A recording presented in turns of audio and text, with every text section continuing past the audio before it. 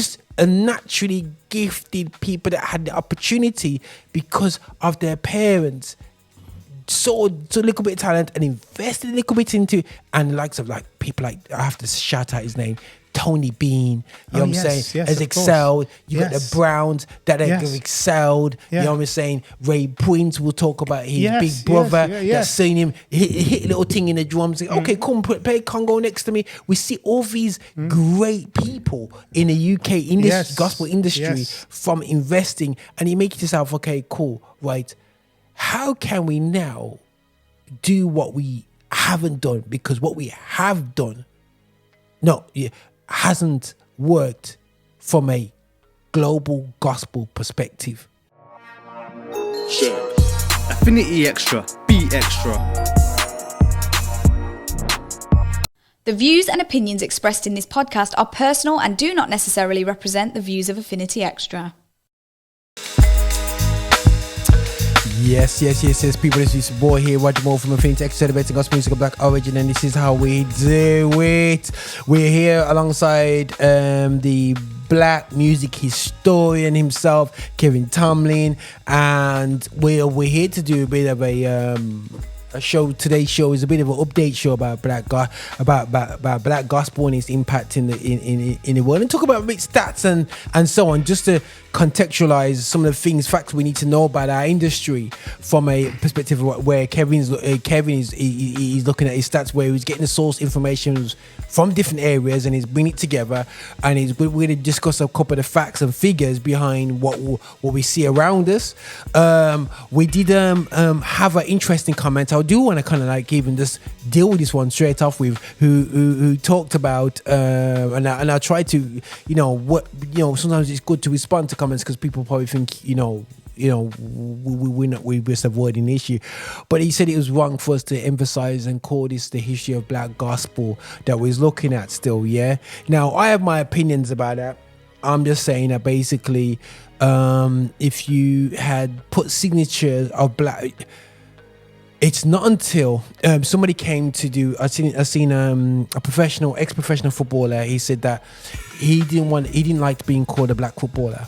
And we said, okay, what's that? Because we are not. Our football is got nothing to do with our colour.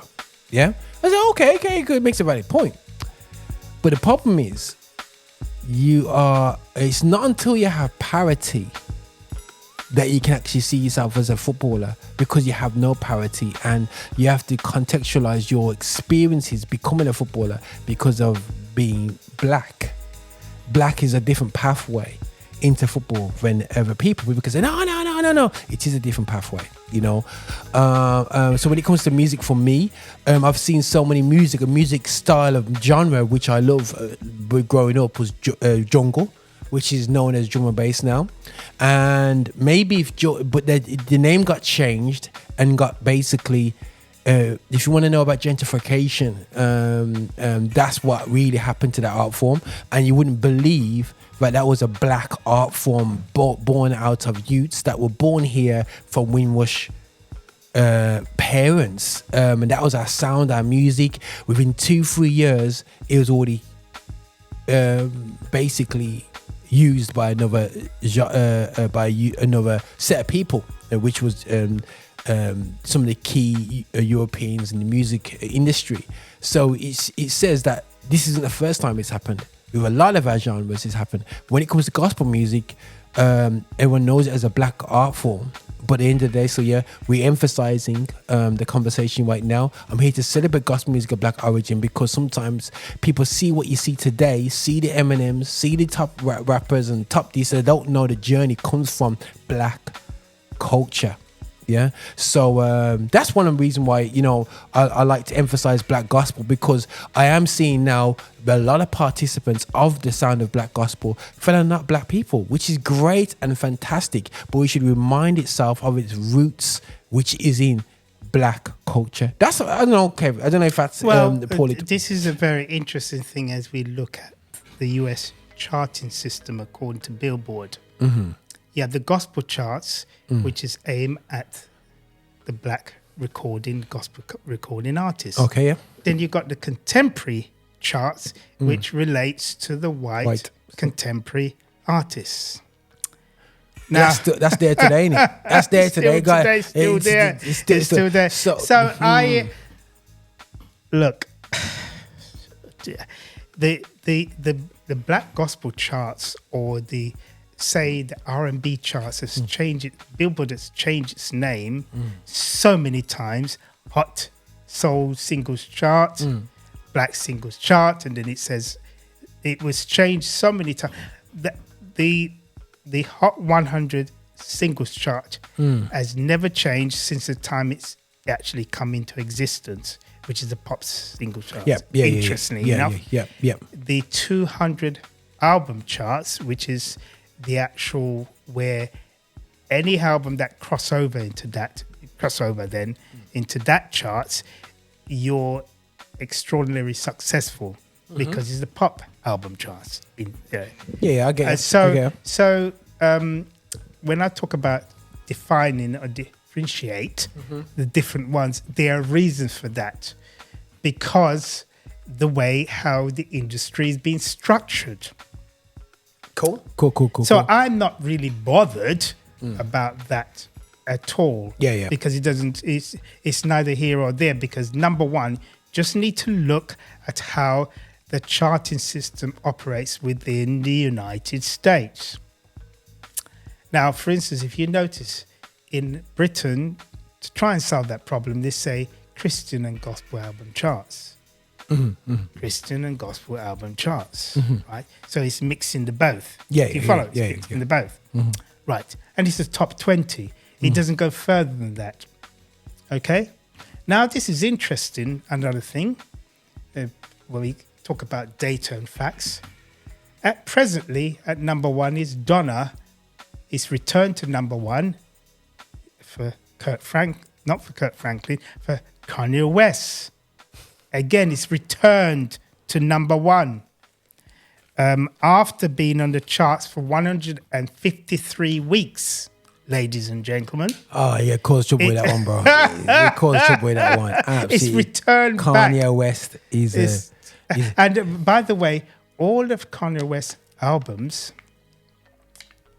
globally, gospel albums particularly, has charted in several different places and has certifications in different markets. It's quite interesting, actually. Who puts him in the Christian market category? Well, it is because of how the establishment works. Because it's a gospel album, it moves into that category. That's how they do. Doesn't matter how big the artist is, and I think that yes, it doesn't matter. Yeah. If the artist is just like Madame Beyonce did a country album.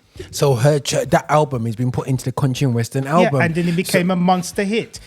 I think it's reached a platinum certification now. And it's big over here. It went over here into the country charts over here. You know that you have a country charts over here. Yeah. So the reason why this is quite cool, guys, because I think some of us are going to get twitchy now when you talk stats, because what you find, some of the most successful gospel albums are not done by artists which are conventionally seen as Christian artists. Not a lot of them are done by Christian who we see as Christian artists, but the thing is, this is nothing new, because if you look at Elvis Presley, he released a gospel album, not gospel album, what is it, gospel Christian hymns or whatever they do. Yes, also we have that situation now on the charts, where this is interesting. The late Sam Cooke. The label who is responsible for his catalogue, actually released an album of soul and gospel songs, 50 of them. So and it went up to number 3 actually, as well as number 5. I think it's at number 5 on the gospel album charts right now. So you have these quiet cells, what I call them, covert, where the estate of these people are making money. Now, I've always asked myself, who is really making the money? Who has that? Who has the royalties or the copyrights of the late Sam Cooke? You see, ladies and gentlemen, you're not big because you might have a social media gathering. That doesn't mean anything. It's how it's quantified into sales. Are you digitalizing, connecting to all the various channels and platforms that when you get a ching or point of sale, it registered the movements, the units. Unfortunately, I have to say this, I've been studying the charts for a good 2 years, 3 years, and there's hardly anybody, a black artist from the UK, has actually charted into the top 20. Matter of fact, the only person that actually went to number 1 on the official Christian gospel album charts is Governor B with one of his albums. Nobody else. Okay. That's very embarrassing, actually, because Good for Governor B, though. Yeah, it's good for him. He's the only one who's done it. Yeah, so well done, mate. Yes, well done. And So once again, he's the only person who's charted in the Christian. charted to number 1. Listen carefully. Okay. Now, because we have to In be which careful. charts? Just want to emphasize. Yeah, we have to emphasize charted to number 1 because Matt Redman and so forth, they have charted and so on. Yes, but we're talking about a brother who's hit the number 1 position against competitions from Mavis Staples, Amy Grant, and so forth. Of course, Amy Grant did number 1, Mavis Staples as well. William McDowell has had a number 1. William McDowell. Yeah. He's had a number 1 gospel album. Would you believe it's in the UK? Yeah. Okay. Yes. So Governor B's got to number 1. Yes, it's phenomenal. And Governor B got to number 1 by following the advice and the rules that people such as Linton Bettles told him what to do in his other church. Yeah, Linton Bettles said, this is how it... And also, ladies and gentlemen, just to set the rule, according to Juliet, they held back officially launching the Christian and gospel albums charts to get our people up to date with their digitization and structure to register. I remember that. And nobody has done it still. And what is laughable actually, the gospel album charts has been around for over 10 years now because it's officially started in 2013, yes? It's over 10 years and we still haven't got a matter of fact, let me give you some sort of statistics about Britain. That's crazy. The creative market of Britain. Just to show that we're still at the bottom of the barrel. Britain creative market does £13 million per hour. 30 million. That was the last statistics that came out for the Department of Culture. 30 million every hour. Okay.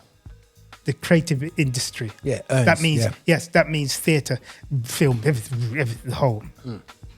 Right. And oh my goodness, the UK creative economy is, according to the US, is $2 trillion. $2 trillion. $2 trillion. Rough estimates. And remember also, ladies and gentlemen, the UK market is the 3rd largest in the world. Let me emphasize this again. The 3rd largest in the world. Right. So who's ahead of them? You got USA, obviously. Japan is the head of them. Japan is in the middle of the US. Okay. And US, Japan. Okay. Yes. The US earning in 2023 approached $17.1 billion. $17.1 billion. Or trillion. No, not trillion. Billion. That's the music. That's the gross of music. Music. Music. Yeah, cool. That means physical CDs, streaming and all, and everything accumulate. Right? After a retail, the wholesale value was 10 billion, and the retail value was 17 billion. So there's a 7 billion difference. Actually, right now, though I'm not a fan of her, but Taylor Swift, right, has created a sensation so much that the touring industry exploded again. It's big business. Okay, yeah. Big business. Yeah. And some of the gross figures is just phenomenal. She's generated $1 billion on her own globally in tours alone. I mean, it's nuts. The only time that has actually transpired is when the Rolling Stones were really on top of the game, because the Rolling Stones became the first what you call $1 billion touring act. Okay. Right. So these, it's nothing new phenomenon here. Nothing new under the sun, man. It doesn't new under the sun. It's just that, and also the music industry globally now is approaching between 28 to 30 billion in gross earning. The last time they peaked in the late 90s to 2000, they peaked at 40 billion. So 40 billion before. What is it going? What's it going? It's approaching 30 billion. Okay, cool. So it went down because of inflation and digital area was coming in, and so there were a lot of adjustments, cool. and they were losing money. All lot of things was going on, but also if you remember the major crash they had in 2007, the financial crisis, all of those affected it, but it bounced back, and the music industry globally has had 8 years consecutive growth. 8 years, ladies and gentlemen, of consecutive growth. That somehow they manage, amidst of all the things to do with COVID, they bounce back. And now, Charmin Elliott was telling me that they've created a new opportunity for artists to do live and get royalties live as well. If you register, know what you're doing. So there's a lot of opportunity if the artist knows what they're doing and their management. Okay, so you guys, if you're thinking like, God, okay, guys, this is really cool stats, but I think sometimes we approach the music business, we want to do business, and I appreciate the fact that there's a lot of gospel artists out there that just want to sing the word of God. They want to bless people's souls, want to do this, want to do that, and the gospel music's not about money, it's about the whatsoever. But the problem is, guys, the likes of Andre Crouch that we talked about, with the Winers we talked about, they had to pay their producers, they had to pay the musicians, you know what I'm saying? The musicians need to pay their bills, you know what I'm saying? So to pay all that, you need to sell records, you know what I'm saying? And to increase the level of great partnerships that you have, you gotta sell units.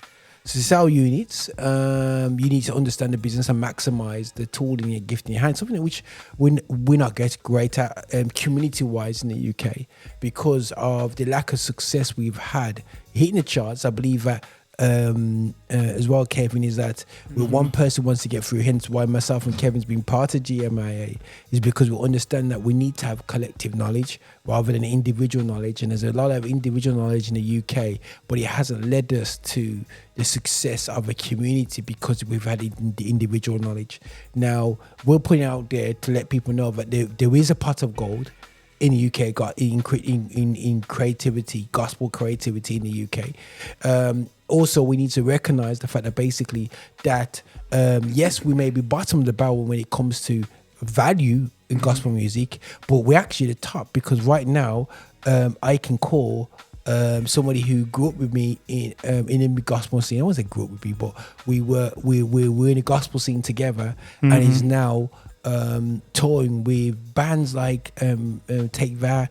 You know what I mean? People got bands, we've got people that's produced for Madonna, we've got people that produce absolutely the craziest albums out there. You're talking about the UK, Rick Astley, you know what I'm saying? Astley, we've got Nicky Bound, and also just to say this, that Andrew Crouch choir actually did vocal backing on Cry for Help on that album, which went number 1 in the contemporary charts in the US.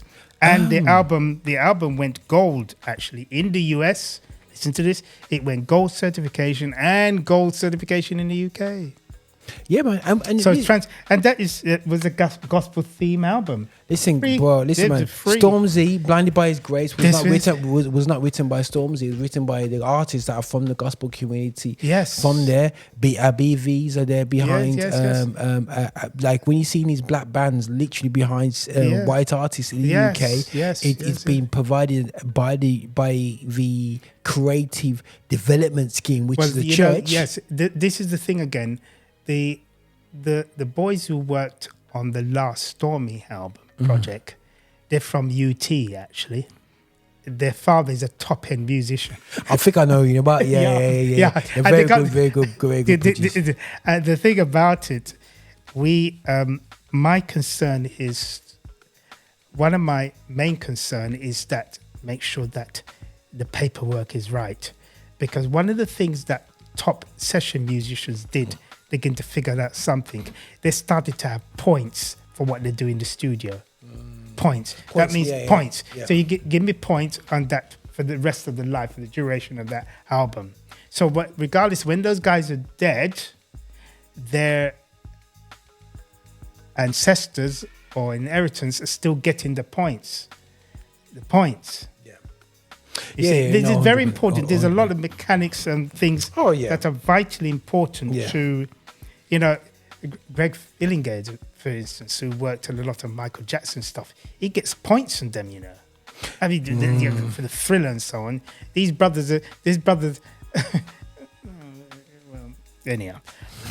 Ladies and gentlemen, you got to look at it as a business, even if you're going in for a casual, because if a single of yours blows up, then what? It's where's the money going to? Then what? Who's making the money? Yes, then what? It's public domain. Yeah. And it is a fact now, and me and Roger know that, and several other people, and our friend who did metadata. In actual fact, if you don't collect your money and what is due to you, somebody else will collect it for you. Brother Elton John is going to get it ching automatically because he's top of the chain in terms of collection. It goes to the next. They have to distribute this money. They can't keep it there. Yeah. No. Oh no, 100%. And I just really hope, like I said, people understand why we're looking to black music history. Is because black music history, right up to this very day, history is yesterday, guys. History is not 1,000 years ago. History is yesterday. That's and right, we have to understand, if we understand our history, we actually know what we're coming to the table with. And you mentioned about Governor B. Salute you, Governor B, for getting that status. Very calculative move. We've seen people that's more popular, but not so much Governor B, but then certain artists. And they don't seem to get to certain spaces. Is because they're amazing artists, but they never sit up right to get in that space. And I want to work with artists that really want to get this space sorted out, to get this locked in. And we're here in Infinity Extra because we need artists to come correct. We know artists in the UK don't come correct because they don't even have a system in place to interact with media. All they care about is maybe getting a plug onto BBC One Extra, and that's it. And what we say is it's way bigger than that. You don't understand the complexities, the little details of the music industry, which can get you further just by you going viral on a little random radio show, blows you up. You know how many artists in the secular world is blown up? I remember when somebody spoke to, you heard the interview with Dr. Dre about Eminem, and he said that Eminem was just doing a freestyle, I believe, on the radio, on a little random radio station in the middle of nowhere, and Dr. Dre heard it. And the rest is history. Yeah, Dr. Dre, because they're looking. So the rest is history. So for me, guys, we don't. If you knew that is history, I'll be making sure I do freestyles on every single station out there, and to make sure that people know who I am and my talent and I'll give it 100. Don't turn up there. Right about now, it's artistry from world not realizing that we need the industry to make it. The industry is the money maker in the secular world. In the gospel world, the artists are. That's why we're going nowhere. We're going to flip it now and put it back to the industry. Let the industry be the platform and the foundation, the groundwork for artists to step on. You know what I'm saying? And the facts are here for us to hear that. Now, we want to, Kevin's going to hit me with some happy facts or unhappy facts, whichever way is hit me. I'm gonna try and contest them. But hit us with a couple of facts, because this is like the fact finding show about the impact of gospel music. We talked about the creativity. We talked about the value of creativity in this country. So if you're a young black person thinking that there's no money for you in this creative industry, there is money there. It's just that people have told you that to keep on doing the little things you can enter the bigger wide world of creativity. So we're here to do that. So Kevin, hit me with some more facts. Okay. For instance, silently, although it is on the fence, so to speak, but Montel Fish, whose real name is Montel Fraser, has had a silver certified single called Hotel, and it's a gold certified in the US. So it's transatlantic hit, both certification. His album Jamie was number one for it was not number one, but number 3 on the gospel album charts for ages. It just stayed there, and he's, a matter of fact, he's at number 5 at the moment. So yes, go on. So okay, guys, let me give you a bit of story about Montel Fish for me. Go ahead. Montel Fish was, he's doing bits, man, in the gospel world. He's like lo-fi type of artist still, guys. Now, in my early live shows, I was playing him hard like crazy.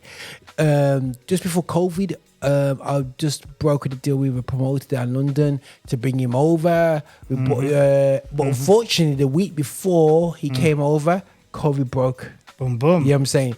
And the gig never happened. It was actually a sold out show in Birmingham. So, what a shame, you know what I'm saying? shame. That didn't happen. So we put it aside. So he's been doing his things or whatever. So of late, I did say to Kevin that his last album was not on the radar of a Christian album. Yeah, but he's done pieces of work before that was Christian. Now that creates a complexity which, as Christians, we will go, oh, that's not Christian music then, but the thing is, at the time when he delivered it, well, what not even Christian, but define what Christian music is. Is Christian music has to be a Christian delivering it, because people like Snoop Dogg has delivered a gospel album, that has been. And I heard DJ Khaled, who is very uncomfortable with the likes of Kanye West, you know what I mean? But even he certifies that, because he said that he allowed people like Fred Hammond to have a platform, Mali Music, everybody had a platform. So he saw a compilation album with Clark Sisters on it, so they all bought some tracks on it, and he used his name and notoriety to push a gospel album. Not saying he's a Christian, and I think this is we treat gospel music as a sacred vessel, which we know, even in church, is not delivered by the sacred. Well, this is one of the. I just get myself in trouble for that. I didn't get. I'm sorry, guys. I just said the truth on radio. Yeah. But the issue here is the professionalism of the craft. The art form. I have no issue with that because Christian music, the art form. The art form. That's the art. So we're talking about Christian music, the art form. Okay.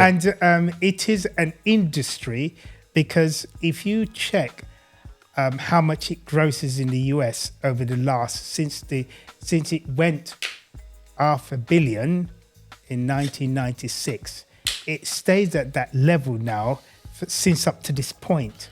So that means we're talking about a gospel music industry in the US that has done probably about 10, 15 billion in gross earning over that time. It'd probably be more than that, because you're talking about the physical movements. You're not talking about publishing. When you drop publishing and all that in, then the figures with publishing and tours goes over the $1 billion mark. Crazy. So the question is here, and remember, in the US you have major Fortune 500 companies that sponsor tours. Southwest Airlines. These are big. These are huge operations. Something globally. McDonald's. There's so much names that Microsoft. All different companies that actually do corporate sponsorship. And the gospel music festivals, they're serious. They run in the millions. Okay, ladies and gentlemen, a gospel festival can actually give quite a lot of income for the small restaurants and so on within that community where it come in to do the tour. So you got to understand the impact of it. Yes. And this is when our gospel community. This is why it's powerful what our sister Anu is doing up in Liverpool, a consistent gospel festival. Something that we have now. Doing a one-off festival is easy, yeah, and it's not easy. It's doable. A consistent event. A consistent event is important. That is let me just explain important, something. yeah. Let me just explain something. That is just a strand, one strand of the industry. The thing to do with the rock school is another strand of the industry. You understand? Because if you watch the model to do with Gospel Music Association in the US, it has the Dove Award. And then when you spin off to the impact of that, gives the Cell Award. Cell Award came about because of the nonsense prejudice that actually happened. We understand that. Yeah. But it's a very weighty thing, and it attracts a lot of corporate sponsorship. We'll make the most of it. Yes, that's right. That's So all these different awards system create revenue for the industry. For instance, not only that, it's good for the hospitality industry as well, because for instance, when hotels, let's yes, that's right, hotels and all the different and the rental cars, etc., and the airport that where that particular space is going to be. Yeah. So another thing too, another thing. Before I forget, Woman Thou Art Loose was like that. You know, when he hit a particular city, when he hit the city, everybody goes in that city, Dallas, and there's a New York, ding dong, and so when you understand strategically, and brother Bishop T.D. Jakes and his staff was able to negotiate the best deal because it's numbers, you see. Numbers here speaks. Let's see what we can do for you in the city when you come. Ladies and gentlemen. It's a business, bro. It's a business around. It's a business around it, and I think that let's have a look at the UK and why it hasn't been successful. You mentioned a few things. Yes. Right about now, the festival until our sister Anu has started this Liverpool Gospel Festival. Yeah, we never had a festival delivered by we had little festivals going on. Forgive me, people, if you've done events and festivals in the past. Yeah, great work, but I'm talking about a consistent professional stage for our performance, like you see with Big Church Day Out. Yeah, now, but a Big Church Day Out, this is my not problem with Big Church Day Out because they're doing their thing, but it's a false economy for the UK Black Christian artists, yeah, because the economics of it is taken straight out of our community. So what we bring to it, so our creative input into that event is not invested back into us. Yeah. So the difference is when you support an event that's done by us for us, that technically means that we talk about the power of the Black pound, and I know we have the circulation. We're the worst for it, and when we're getting invested and supported by now, American artists will come over, and I'll be open with this. Yeah, now before Big Church Day Out, there was an event called GR Live. Now we brought over because done by myself. We brought over top US rappers. But but we work off real economics. What is the real value of your, what can you bring to the table? How many people come to the show to see you? Yeah. The problem is the Big Church Day Out is a false economics in one sense because the crowd is already there. So the artists are coming over with inflated prices, meaning they can't do any other show now because their value is up there.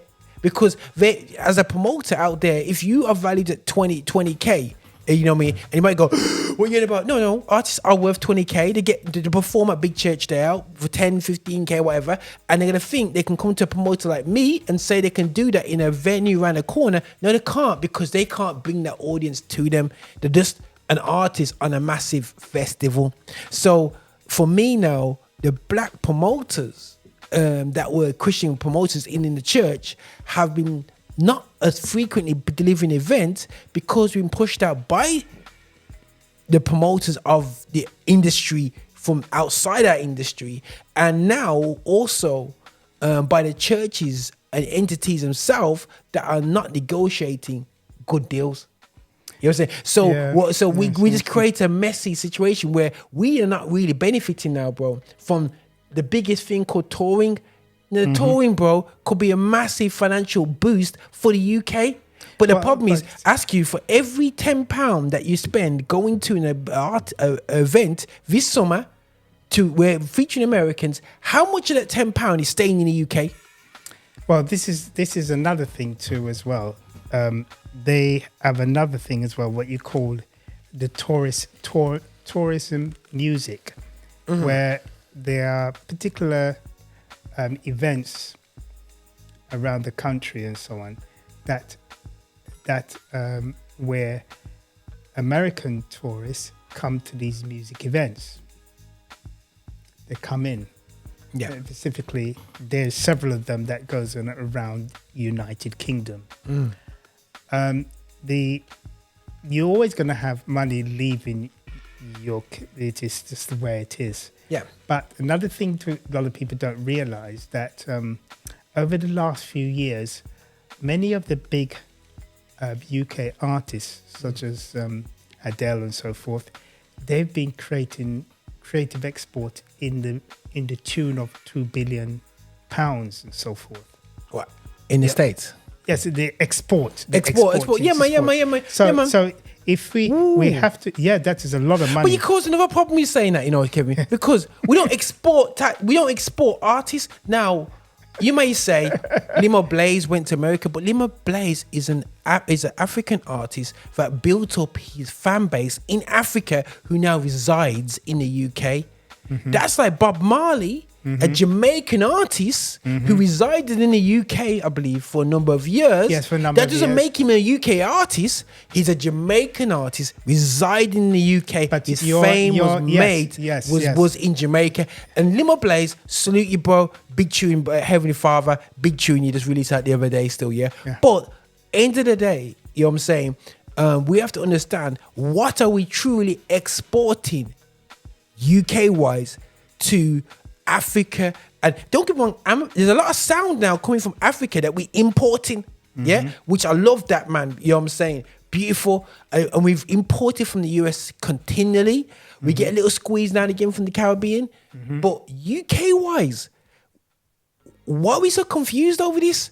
We've exported our talent to the secular world within the UK, and they're touring all over.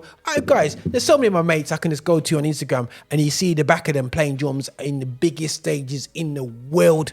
So it's not a talent issue. Yeah, the big. What's our confusion? This is another thing too. Sorry, guys, I create more questions. Than arguments. That is not. We have to actually come out with these because,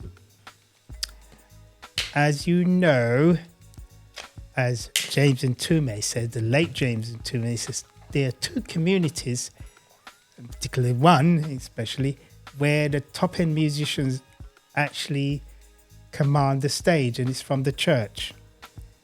One thing that is vitally important now, which I'm concerned about, is getting our youngsters to actually read music and to master it and understand it at such a level that they can actually write songs, commanding songs, and actually do arrangements to keep them, even when they can't tour anymore, they become masterful at studio production.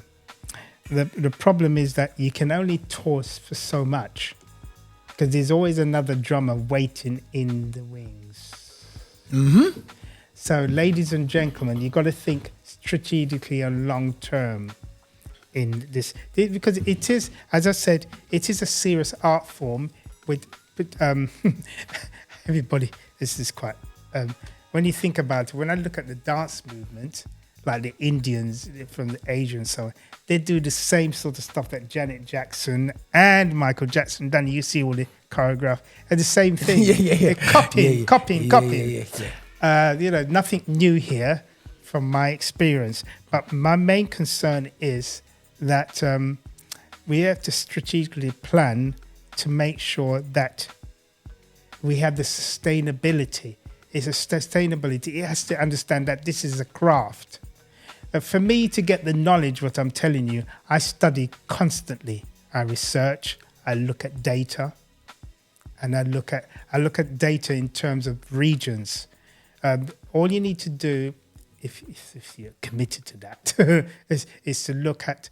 There's one particular organisation, I told you, that bases in the UK that is in charge of the global industry. What it does, data-wise and so on. It can actually tell you who are the serious artists to watch globally. And Bob, listen. It's right here. I'm like, okay, cool. I'm like, you know what, still going for. Right, so guys, you're thinking, why are you guys going in on this subject? I think it's almost a time when you look at the history of Christian music, and we're going, okay, what has stunted that growth in the UK when it comes to, because we do a lot of shows, we've done over 30 podcasts about black music history, where it's from artists from the Caribbean, artists from the Americas. We've done some of the history of the UK acts as well over the time. Myself and Kevin has dedicated. I got some more ourselves. Interesting ones. The German signature sound. This is not fair. This is not fair. But listen, I'm excited. I really want us to understand that. We are recording this not from a respect of just saying to other races that we're the kingpins, but we have to understand that we are saying to ourselves that we need to be educated about our approach to this music industry, as much as it comes so easy to us. Yeah, and I must say, some of us, when you see them stupidly talented people, they just go on the drums and just go, you're like going, oh my gosh, they do practice, but they're natural. Yeah, they get the piano and they just do things. If you can, man, you're in grade 2 and you're doing this. You know what I mean? I know guys will you go like this, ding, and they go, that's F sharp, dong, that's B flat. You know what I mean? They just a naturally gifted people that had the opportunity because of their parents saw a little bit of talent and invested a little bit into it. And the likes of people like, I have to shout out his name, Tony Bean, you know what I'm saying, has excelled. You got the Browns that have excelled. You know what I'm saying? Ray Prince will talk about his big brother that's seen him hit a little thing in the drums. Okay, come play Congo next to me. We see all these great people in the UK in this gospel industry from investing, and you make it yourself, okay, cool, right? How can we now do what we haven't done? Because what we have done, hasn't worked from a global gospel perspective in the UK. And that's my harsh analysis, analyzing the success of the gospel music in the US. Because we have awards here, but there's no point having awards when we don't have events. So for me, you got more awards than what we have events in UK gospel. And when I said events, you listen, guys, the complexity of events is this, and I'm passionate about events because I'm a guy who built myself up from delivering events, from little youth group events, which are crucial to the ecosystem. Is when young artists get to see if they can carry on. Local programs are crucial, local concerts are crucial. We don't see them before. Big people will come in and play at your local concert. Big choirs, Highgate Gospel Choir will come to your local program. But then the next day, be recording in London. the next weekend. That's what we had going on before. You know what I'm saying? We don't seem to see that so much now. And the events ecosystem, you have your small trees in the forest, you got the big trees in your forest, and you got the big mouse carnivores, the big events of the year. You have them going on, but right back now, all we have is two, three big trees and just pure ground in between them. Hey, it doesn't come like Madagascar. You know what I mean? Yeah. Deforestation of the gospel industry. That's what I've seen. I don't know.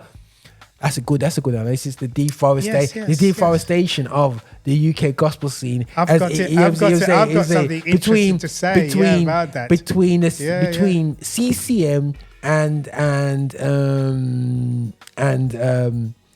the creative secular community, we've seen a deforestation of UK gospel. Number one thing, which is rather challenging. That's a harsh thing. Challenging. We have not been able to actually produce long-term hit-making groups over a period. You know, if you look at the Clark sisters, they've been around for a long time. And Andrew Crouch was around for a long time. The Hawkins has been around for a long time. So they create a library of sonic mastery. Now, how many groups you know that is actually started from the 80s that are still here? And turn the original groups. LCGC? LGCC, yes. Are they the only ones? They're the only ones, really, in terms of the branding. As the only ones that still that. There's people still delivering from the 80s, 100%.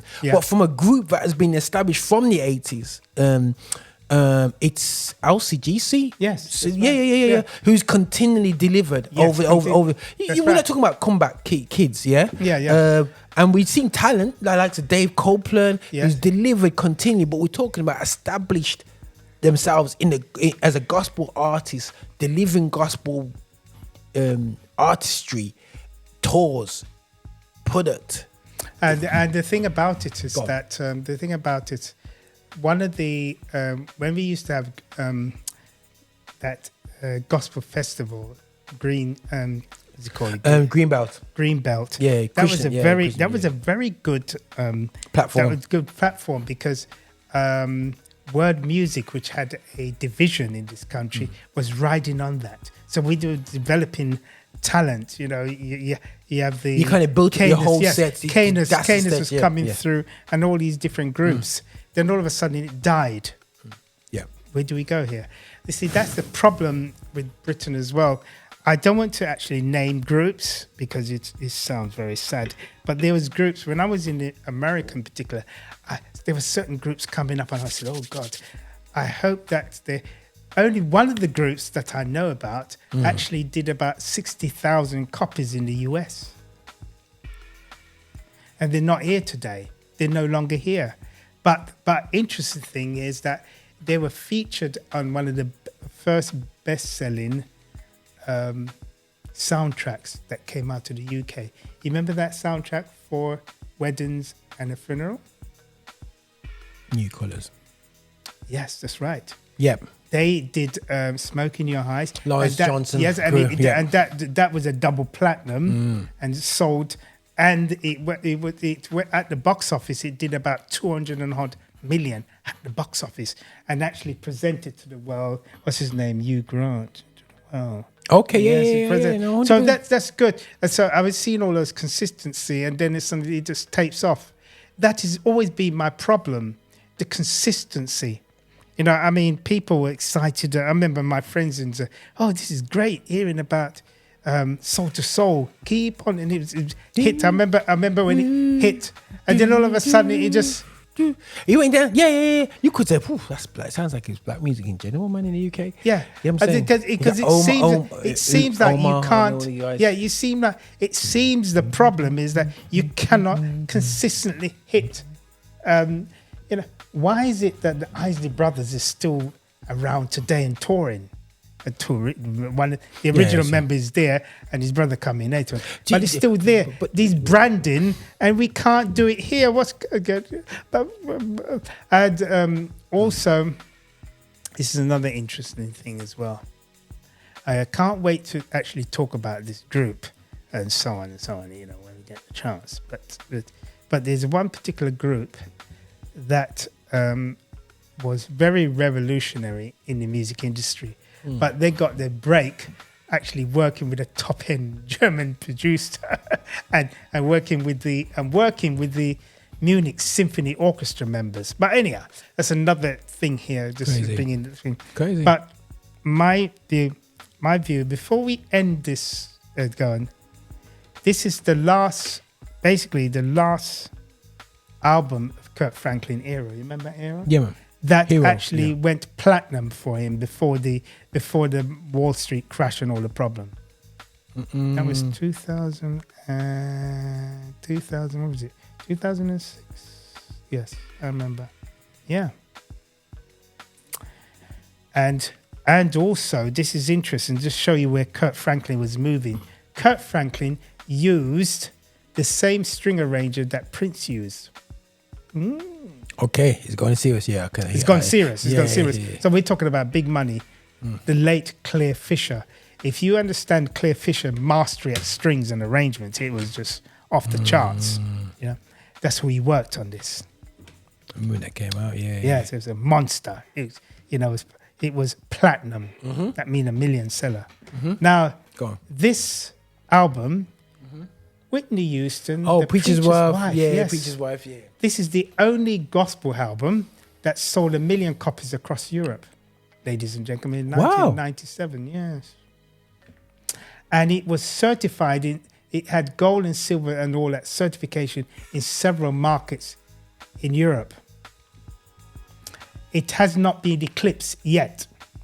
And this came out when, brother? About 96? 90s, isn't it? Yeah. 96. And the top brother in it was a brother who was trained at the same university as Prince, actually, at Oakland Uni. Look, ladies and gentlemen, boys and girls. Well, we're going to go back in detail with more. Yeah. This is another one. Let's just show you our brothers in the US. This is called the WOW Project. The WOW Project, it started in 1998, I think, and it's done. And each of the projects come out as a gold or platinum. This is a gold one. You want to read some of it? What's on it? Some of the credits? Yeah, man. Read It's got some of it. artists. You got you got a bit of Fred Hammond on here. This is the day. This is the day. You know what I'm saying? Byron Cage, Israel Horton, Kyra boy, Sher, serious. James Harrison, LaShawn Pace, C. Winan, Smokey Norfield, Oh, Hezekiah yes. Walker, Yes, Yolanda yes. Adams, Mary Mary, Kelly Price, Kurt Carr, Vanessa Bell Armstrong, the Clark sisters, Donald Lawrence, President Tri-City Singers, Dwayne Woods, Kurt Franklin, Myron Butler, jeez, Karen Clark by herself, Jay Moss, Nicole Mullins, Donnie McClurkin, Winita Bynum, you know what I mean, Wes Angeles, Mass Choir. Oh, serious you know what I'm choir. saying? That's a serious choir. Bishop T.D. Jakes Oh. and the Potter House Mass choir. Mass Choir. Yes. You got New Life Community Choir featuring Jam P. Key. Yeah, You know what I'm saying? yeah, Sanctuary. yeah. Jeez. Oh, yeah, yes. true, man. That's Serious, true. boy, So, serious. guys, you know, I mean, James Hairstone, Harrison, I think it is something like that still, yeah. Ty Tributes on there as well, Richard Smallwood with Yes. Vision, Tremaine Hawkins. Yes. Guys, like, this is just, guys, that And is this is almost 1 million copies, ladies and gentlemen. Yeah, this okay, is track part on of that, man. Zomba. At that time, what's his name? Kevin Bond. Kevin Bond and all them Yeah, brothers. yeah. All- talking about these these brokers, man. heavyweights. Yeah, it was a And then heavyweight. heavyweights, and then you have Steve Ford, who is a master who worked with the Tabernacle Choir, you know, master string arranger, and classically, Wow. look, we're talking about top end people, you know. Well, if you talk about Kevin Bond, that's a whole several shows. Yeah, I mean, Kevin Bond. What? Where do we start with him? Yeah. Transform the world, man. Gospel world. And he was on the executive of production at Gospel Eccentrics. That's how serious. He's a top end. Top guy. So I'm just giving you a summary of this before we go into details. Look, it's difficult for me, especially when I lived in the States so long and listened to top-end music and shows. And when I came back to Britain and I said, what's going on? As Marvin Gaye said, what's going on? Who's doing what? Yeah, man. And another thing that frustrates me as well, I've been to several white churches particularly and black churches where they put up the charts and who write the songs. Yeah. There's only once I recognized a black brother, and that was Steve Thompson doing something with Hendrix. Oh, yeah. Right? I haven't seen no other credit from any black writers this side of the Atlantic in terms of song. And Says worship. unknown. Unknown. Ladies and gentlemen, we have to stop doing bubble wrap and really be serious about our craft. And I'm not interested in being popular on social media. As my friend said, that doesn't mean anything. It has to be quantified in units and earning and royalties. Come on now. You either go in with your full commitment to build a trademark and a brand, or don't go in at all. You can't have one, because what will happen if somebody grabs your song and you haven't done all the necessary things for it? It could be selling big in Australia, it could be selling big in Japan, and you're not being aware of it and not getting the royalties. This is a global market, ladies and gentlemen. Come on now. It's approaching back again about $30 billion. That's some serious. That's talking about album movements. We're not talking about the actual thing to do with publications. We probably had another 10 billion in that. It is serious money going on. Mm-hmm. Yeah, man.